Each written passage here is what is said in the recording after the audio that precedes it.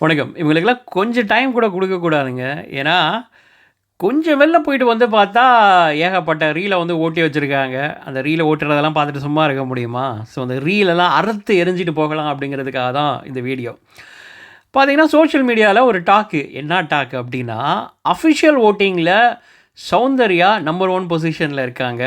முத்துக்குமரன்லாம் பக்கத்திலே இல்ல. ஜாக்லின்லாம் இந்த வாரம் எலிமினேட் ஆக போகிறாங்க அப்படி இப்படிங்கிற ரேஞ்சுக்கெல்லாம் ஏகப்பட்ட கதையை வந்து சில பேர் அவுத்து விட்டுக்கிட்டே இருக்காங்க.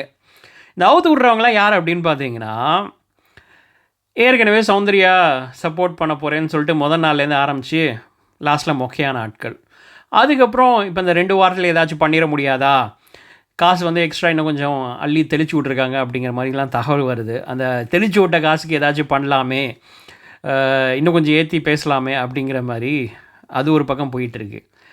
இது பத்தாதுன்னு ஒரு ஆள் வந்து பார்த்திங்கன்னா, காதலுக்காக எப்படியாச்சும் காதலியாக அந்த மேடையில் ஏற்றி அந்த டைட்டிலை வாங்க வச்சுறேன், இல்லைனா கல்யாணம் பண்ணிக்க மாட்டேன் அப்படின்னு சொன்னாங்களா அப்படின்னு தெரியல.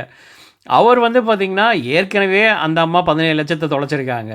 இவர் இன்னொரு சைடை வந்து காசை தொலைச்சிக்கிட்டே இருந்தால், வராத ஒரு விஷயத்துக்கு போய் காசை தொலைச்சிட்டு இருந்தால் எப்படி இருக்கும்? அஃபிஷியலும் அன்அஃபிஷியல்லையும் எந்த இடத்துல இருந்தாலும் சௌந்தர்யா முதல் இடத்துக்கு பக்கத்தில் கூட இல்லை. என்னது பக்கத்தில் கூட இல்லை. எப்படி வந்து இவங்க டாஸ்க்லாம் வந்து பார்த்திங்கன்னா அந்த ஓரமாக மூலையில் உட்காந்துருப்பாங்க, அது மாதிரி தான் உட்காந்துட்டு இருக்காங்க.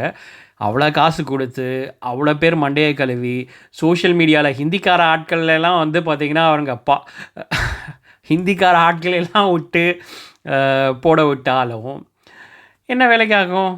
சட்டியில் உள்ளது தானே அகப்பைக்கு வரும். ஸோ ஒன்றுங்க கிடையாது. ஸோ கிட்டத்தட்ட முதல்லனாச்சும் 2 மடங்கு ஓட்டு வித்தியாசம் தான் இருந்தது. இப்போ 2.5 மடங்கு 3 மடங்கு நோக்கி முத்துக்குமரனோட ஓட்டு வித்தியாசம் போயிட்டுருக்கு. முத்துக்குமரன் டாப் பொசிஷனில் இருக்கார்.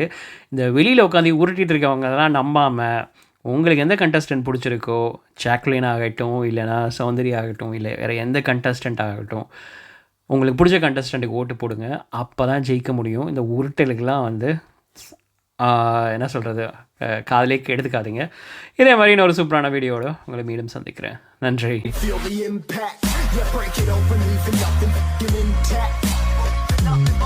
Hey yo, you've been hacked. This safe hard in, but I found it, homie, been cracked.